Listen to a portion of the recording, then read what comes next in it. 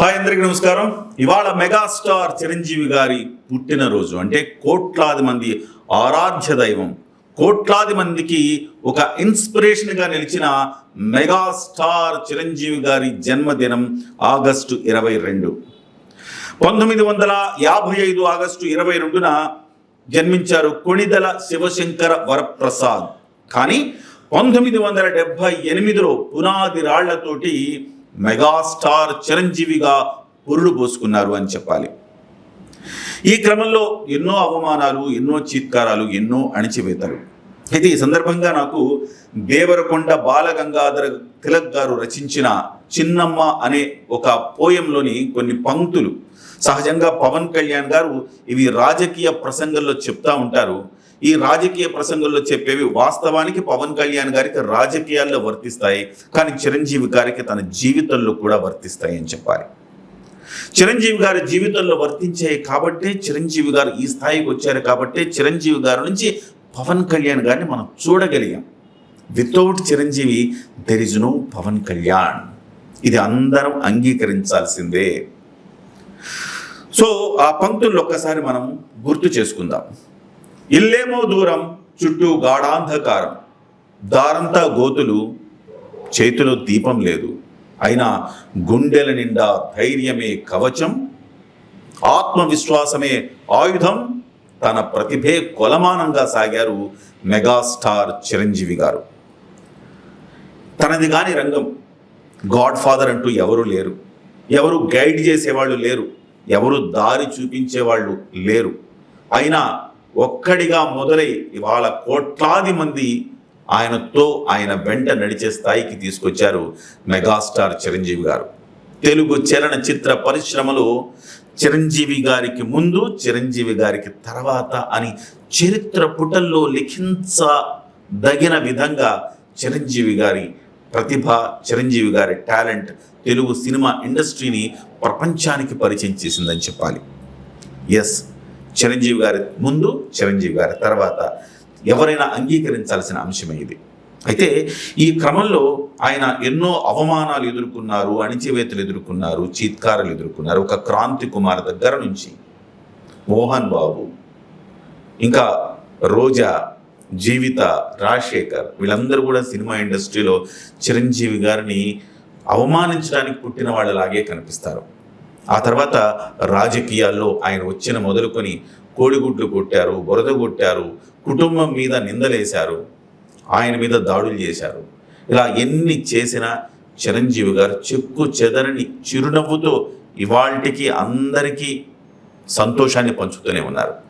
ఆ శివుడు గరళాన్ని మింగి ప్రపంచానికి అమృతాన్ని అందించినట్టుగా మానవాళికి ఇవాళ చిరంజీవి తెలుగు వారికి అవమానాలు, చీత్కారాలు, అణిచివేతలు ఎదుర్కొని పంటి బిగువన ఆపి చిరునవ్వుతో అందరివాడుగా అందరితో అందరినీ ఆదరిస్తూ ముందుకు సాగుతున్నాడు. ఇవాల్టి వరకు ఆయన అవమానించిన వారిని ఏమీ అనరు. అవమానించిన వారిని అక్కుని చేర్చుకున్నారు, చేదరించిన వారిని చిరునవ్వుతో ఆహ్వానించారు, అలాగే అణిచివేసిన వారిని ఆదరించారు. దానికి ఉదాహరణలే మనం ఇంతకుముందు చెప్పుకున్న రోజా కావచ్చు, జీవిత కావచ్చు. చివరికి ఒక మనిషి ఎన్నని భరిస్తాడండి? భరిస్తాం భరిస్తాం భరిస్తాం, ఒకరోజు కొడతామని పవన్ కళ్యాణ్ గారు అంటారే, కానీ చిరంజీవి గారు అలా అన్నారు. భరిస్తాం భరిస్తాం భరిస్తాం భరిస్తూనే ఉంటాం అని చిరంజీవి గారు అంట. అందుకే నేను అంటాను, చిరంజీవి గారికి భూదేవికి ఉన్నంత సహనం చిరంజీవి గారికి ఆ భగవంతుడు ఇచ్చాడేమో అనిపిస్తుంది. ఇవాళ మళ్ళీ నాటు నుంచి నేటి వరకు ఆయన్ని ట్రోల్ చేస్తానే ఉన్నారు. ఇవాళ కూడా ట్రోల్ చేస్తున్నారు. ఏమని? తొక్కేస్తాడు, తొక్కేశాడు, తొక్కేశాడు. ఎస్, ఆయన తొక్కేస్తాడు. దేన్ని తొక్కేస్తాడు? సాధించలేమేమో అన్న ఒక భయాన్ని తొక్కేస్తాడు, గెలవలేమేమో అన్న ఒక అపనమ్మకాన్ని తొక్కేస్తాడు. కానీ అందరికీ అన్నగా అండగా నిలబడతాడు, కలబడతాడు, అందలం ఎక్కిస్తాడు. దానికి ఉదాహరణలే నాటి నుంచి నేటి వరకు అనేక మంది హీరోలు చిరంజీవి గారి గురించి చెప్తున్నమాట. ఏదో అప్పుడెప్పుడో సుమన్ని తొక్కేశాడు అని చెప్పి మాట్లాడుకున్నారు. సుమన్ గారే వందల సందర్భాల్లో చెప్పారు, చిరంజీవి గారు నేను ఒక మంచి మిత్రులము, మా ఇద్దరి మధ్య ఎలాంటి భేషజాలు లేవు, చిరంజీవి గారు చాలా మంచి మనిషి అని కొన్ని వందల సార్లు చెప్పారు. అయినా వీళ్ళ చెవికి ఎక్కుతుందా? ఎక్కదు. ఇకపోతే ఉదయ్ కిరణ్ గారి విషయంలో వాళ్ళ సోదరే స్వయంగా చెప్పి కొన్ని పదుల సార్లు చెప్పింది. ఇంటర్వ్యూలో ప్రతి సందర్భంలో ఆ అమ్మాయిని అడిగిన ప్రతి సందర్భంలో చెప్తూనే ఉంటుంది. మాకు చిరంజీవి గారు చాలా హెల్ప్ఫుల్గా నిలబడ్డారు, ఉదయ్ కిరణ్ గారి విషయంలో చిరంజీవి గారి తప్పే లేదని చెప్పేసి వందల సార్లు ఆమె చెప్పడానికి సిద్ధంగా ఉన్నారు. అయినా మనం వినటానికి సిద్ధంగా లేం కదా. అక్కడి నుంచి మొదలు పెడితే ఒక శ్రీకాంత్, ఒక రవితేజ, ఇలా చెప్పుకుంటూ పోతే అనేక మంది హీరోలు. నాటి శ్రీకాంత్, రవితేజ, నిన్నటి అన్నానంటే ఇవాళ మళ్ళీ తరం మారుతుంది కాబట్టి ఒక ప్రభాసు, మహేష్ లాంటి వాళ్ళు కూడా చిరంజీవి గారికి అత్యున్నతమైన స్థానాన్ని ఇస్తారు. నంబర్ 1 చిరంజీవే అప్పటికి ఇప్పటికీ ఎప్పటికీ అని మహేష్ బాబు అన్నారంటే వాళ్ళ మనసులో చిరంజీవి గారి పట్ల ఎంత ఆరాధనా భావం ఉందో మనం తెలుసుకోవచ్చు. అక్కడ మొదలుపెట్టి నేటి తరం ఒక నాని కావచ్చు, లేకపోతే ఒక కిరణ్ అబ్బవరం దాకా అనేక మంది చిరంజీవి గారి గురించి ఆయన స్ఫూర్తితో ఇవాళ ఇండస్ట్రీలోకి వచ్చిన వాళ్ళే. సో అటువంటిప్పుడు తొక్కేశాడా, అందరిని మెక్కించాడా మనం నిర్ణయించుకోవాలి. చిరంజీవి గారి స్ఫూర్తితో కొన్ని కోట్ల మంది అనేక విజయాలు సాధించారు అని చెప్పడంలో ఎలాంటి అతిశయోక్తి లేదు. ఎందుకంటే చిరంజీవి గారి స్ఫూర్తితో ఐఏఎస్ అయిన వాళ్ళు ఉన్నారు, ఐపీఎస్ అయిన వాళ్ళు ఉన్నారు, బిజినెస్ మైన్ అయిన వాళ్ళు ఉన్నారు, సినిమాల్లోకి వచ్చిన వాళ్ళు ఉన్నారు, హీరోలు అయిన వాళ్ళు ఉన్నారు, దర్శకులు అయిన వాళ్ళు ఉన్నారు, అలాగే జర్నలిజంలోకి వచ్చిన వాళ్ళు ఉన్నారు, సమాజ సేవలోకి వచ్చిన వాళ్ళు ఉన్నారు. అనేక మంది చిరంజీవి గారి స్ఫూర్తితో ఎదిగిన వారు కొన్ని లక్షల మంది సక్సెస్ సాధించారంటే అది కేవలం చిరంజీవి గారు చూపిన బాట. నేను సహజంగా చెప్తా ఉంటా, ఎందుకు చిరంజీవి గారు ఒక్కళ్ళే స్ఫూర్తి, మిగతా వాళ్ళు స్ఫూర్తిగా ఎందుకు కాదు అనుకుంటే, మిగతా వాళ్ళు కూడా స్ఫూర్తి ఉండొచ్చు, కానీ చిరంజీవి అంతటి కాదు అని నేను చెప్తా.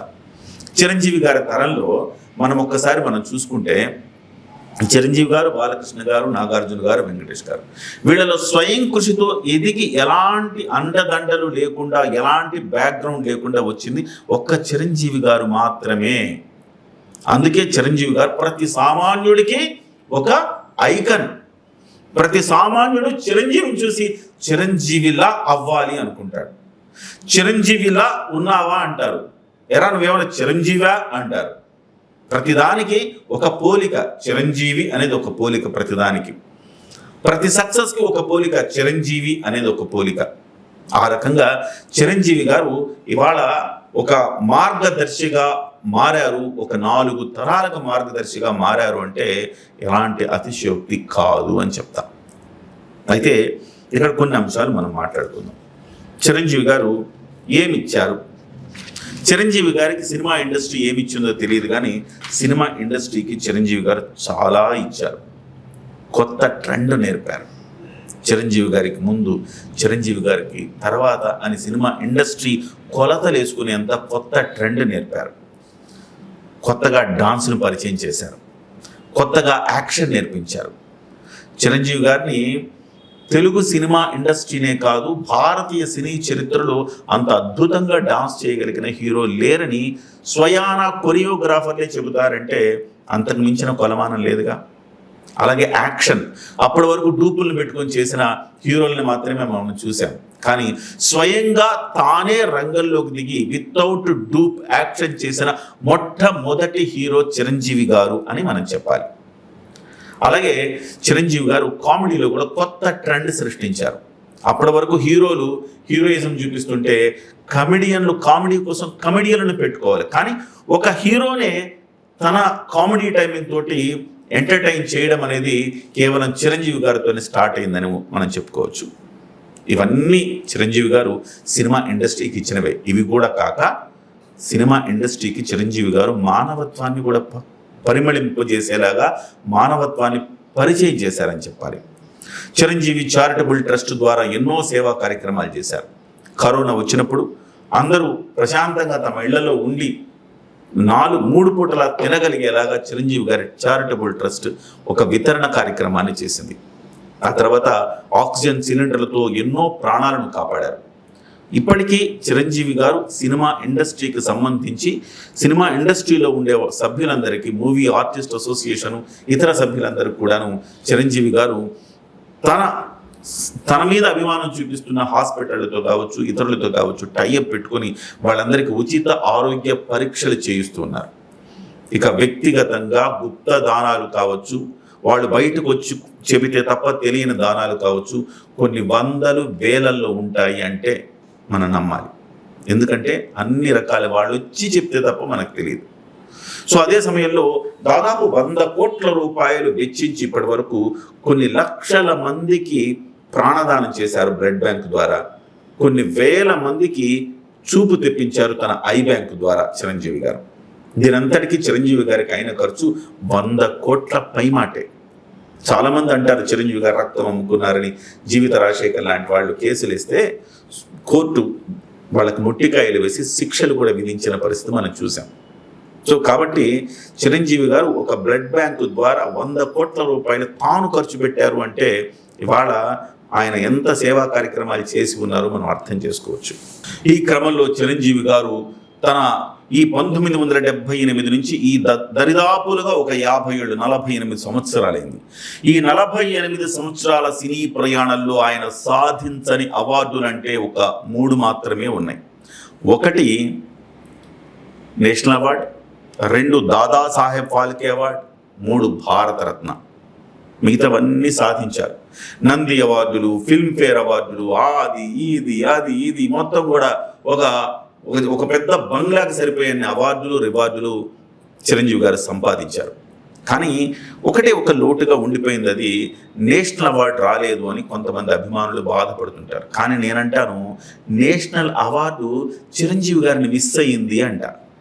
ఎస్, అవార్డుకు ఎప్పుడు వన్నె వస్తుంది? సరైన వాళ్ళకు అవార్డులు ఇస్తే వన్నె వస్తుంది చిరంజీవి ఆ అవార్డుకి. అలాంటిది ఇవాళకి నేషనల్ అవార్డు చిరంజీవి గారిని మిస్ అవుతోంది. చిరంజీవి గారు మిస్ అవ్వట్లా, చిరంజీవి గారిని నేషనల్ అవార్డు మిస్ అవుతోంది.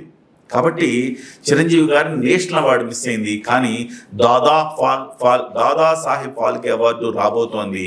ఇక మిగిలింది భారతరత్న మాత్రమే. ఎందుకంటే ఇన్ని సేవా కార్యక్రమాలు చేసిన హీరోలు, ఇంత మానవతా సహాయం చేసిన హీరోలు, ఇంత తన రంగంలో ఇంత లబ్ధ ప్రతిష్ఠులైన వ్యక్తులు బహుశా మరెవ్వరూ ఈ దేశంలో లేరు. ఎందుకు అంటే అమితాబ్ బచ్చన్ మెగాస్టారే, మమ్ముట్టి మెగాస్టారే, మోహన్ లాల్ కూడా ఒక పెద్ద స్టారే, అలాగే చాలామంది, రజనీకాంత్ గారు కూడా ఒక సూపర్ స్టారే. కానీ వీళ్ళందరిలో చిరంజీవి భిన్నం. ఎందుకంటే చిరంజీవి గారు చేసినంత సాయం మరే హీరో కూడా చేయలేదు. చిరంజీవి గారు చేసినన్ని సేవా కార్యక్రమాలు మరే హీరో కూడా చేయలేదు. చిరంజీవి గారికి అత్యున్నత పద్మ విభూషణ్ అవార్డు కూడా వచ్చేసింది. కాబట్టి అటు ఆయన కెరీర్ పరంగా చూసినా, ఇటు సేవా కార్యక్రమాల పరంగా చూసినా, ఇటు వ్యక్తిత్వ పరంగా చూసినా వివాద రహితుడు. సో ఎటువైపు చూసినా చిరంజీవి గారు ఒక భారతరత్నమే అని మనం చెప్పాలి. కాబట్టి భారతరత్నకు కావలసిన అన్ని అర్హతలు చిరంజీవి గారికి ఉన్నాయి. ఏదో ఒక రోజు భారతరత్న చిరంజీవి గారిని వరించి తీరుతుంది. సో చిరంజీవి గారు ఇలాగే మనల్ని ఎంటర్టైన్ చేస్తూ, మనల్ని ఉత్సాహపరుస్తూ, మనలో స్ఫూర్తి నింపుతూ, మనల్ని కార్యోన్ముఖుల్ని చేస్తూ చిరంజీవి గారు నిండు నూరేళ్లు సుఖంగా, సంతోషంగా, ఆనందంగా, ఆరోగ్యంగా ఆయన మనల్ని ఈ రకంగా ఇన్స్పైర్ చేస్తూ ఆయన జీవించాలని, హెల్దీగా జీవించాలని మనం మనస్ఫూర్తిగా కోరుకుంటూ కిరణ్ టీవీ న్యూస్ తరపున మరొక్కసారి ఆయనకు పుట్టినరోజు శుభాకాంక్షలు. Happy birthday to megastar Chiranjeevi గారు.